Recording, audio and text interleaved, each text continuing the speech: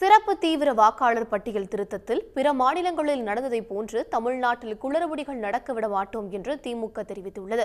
வாக்காளர் பட்டியலிலிருந்து தவறாக நீக்கப்பட்டவர்கள் மீண்டும் சேர்ந்து கொள்ளலாம் என்று வானதி சீனிவாசன் கூறியிருக்கும் நிலையில் தமிழ்நாடு அரசியல் கட்சி தலைவர் விழிப்புடன் இருக்க வேண்டும் என செல்வ பெருந்தகை தெரிவித்துள்ளார்.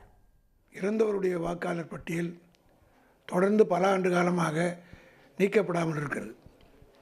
அதோடு மட்டுமல்ல, சென்ற நாடாளுமன்ற தேர்தல் நேரத்தில் சிறுபான்மை மக்கள் இஸ்லாமியர்கள் வாழ்ந்த பகுதிகளில் உள்ளாட்சி தேர்தலில் வாக்களித்தவர்கள் பலருடைய பெயரை நாடாளுமன்ற தேர்தல் நேரத்தில் அந்த கடைசியாக ஃபைனல் ஓட்டர்ஸ் லிஸ்ட் என்று வருகிற அதுதான் வாக்காளர் பட்டியலில் அதாவது அந்த வீச்சு தான் வாக்குச்சாவடியில் வழங்கப்படுகிறது.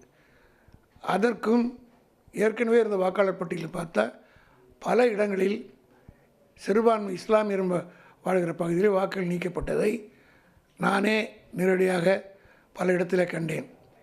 இது போன்ற தில்லுமுள்ளுகள் தேர்தல் கமிஷனில் இந்தியா பூராவும் நடைபெற்றது. தமிழ்நாடும் அதற்கு ஒன்றும் விதிவிலக்கல்ல. திமுக மட்டுமல்ல, அனைத்து கட்சி அதிமுக உள்ளிட்ட கட்சிகளும் இந்த வாக்காளர் பட்டியலில் கவனமாக இருக்கிறார்கள். ஆகவே மற்ற மாநிலங்களில் நடந்த தவறுகளைப் போல பீகாரிலே, மகாராஷ்டிராவிலே, ஒரிசாவிலே, கர்நாடகாவிலே, ஏன் மேற்கு வங்கத்திலே கூட நடைபெற்றதை போல தமிழ்நாட்டில் நடக்காத வண்ணம் திராவிட முன்னேற்ற கழகம் மிக எச்சரிக்கையாக இந்த தேர்தலில் செயல்படுவதற்கு எல்லா விதமான ஆக்கப்பூர்வமான பணிகளும் நாங்கள் துவக்கி விட்டோம். இதை பொலிட்டிசைஸ் பண்ணணுங்கிறதுக்காக காங்கிரஸ் தொடர் தோல்விகளால் மக்களுக்கு என்ன முகத்தை காட்ட முடியாதுன்னு தவித்து கொண்டிருக்கின்ற காங்கிரஸ் இந்த தேர்தல் ஆணையத்தை இப்போ டார்கெட் பண்ணிட்டு இருக்காங்க. அதனால் தமிழ்நாட்டில் இது வருதுன்னா தமிழ்நாட்டில் வழக்கமாக எலெக்ஷன் ஸ்டேட்டில் நடக்கிறதா தேர்தல் ஆணையம் பண்ணிட்டு இருக்கு. புதுசாக எதுவும் இல்லை. யார் வாக்காளர்களாக வேண்டும் என்பது சட்டத்தில் தெளிவாக வரையறை செய்யப்பட்டிருக்கிறது. 18 வயசு ஆகிருக்கணும், இந்திய குடிமக்களாக இருக்கணும், குறிப்பிட்ட வருடம் அந்த முகவரியில் வசிக்கணும். இந்த விஷயத்தை யார் பூர்த்தி செய்தாலும் அவர்கள் வாக்காளர்களாக பதிவு செய்து கொள்ளலாம். யாரையாவது நீக்கினால் அவர்களுக்கு தேர்தல் ஆணையமே தவறாக நீக்கப்பட்டதை எதிர்த்து ஒரு படிவத்தை கொடுத்து அவங்க திரும்பி சேர்ந்துக்கலாம். இந்த மாதிரி விஷயங்கள் இருக்கும்போது எஸ்ஐஆரை பார்த்து எதுக்கு பயப்படுறாங்கன்னு புரியல. தேர்தல் ஆணையம் நடத்தும் இந்த வாக்காளர் சீரமைப்பு பணி என்பது ஒரு சாராருக்காக இருக்கக்கூடாது. பீகாரில் என்ன நடந்ததோ, ஜார்க்கண்டில் என்ன நடந்ததோ அது தமிழ்நாட்டில் நடப்பதற்கு விடமாட்டோம் என்று உறுதி எடுத்திருக்கிறார்கள்.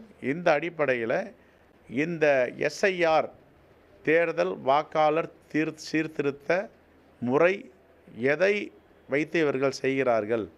தேர்தல் ஆணையம் ஏற்கனவே பல மாநிலங்களில் தவறு செய்திருக்கிறது என்பதை சுட்டிக்காட்டியிருக்கிறோம்.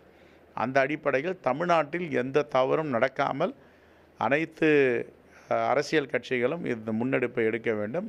தமிழ்நாட்டில் புலம்பெயர்ந்த தொழிலாளர்கள் வட மாநிலங்களிலிருந்து நிறைய பேர் இருக்கிறார்கள். லட்சக்கணக்கான தொழிலாளர்கள் இருக்கிறார்கள். அவர்களெல்லாம் இவர்கள் எப்படி பார்க்க போகிறார்கள்?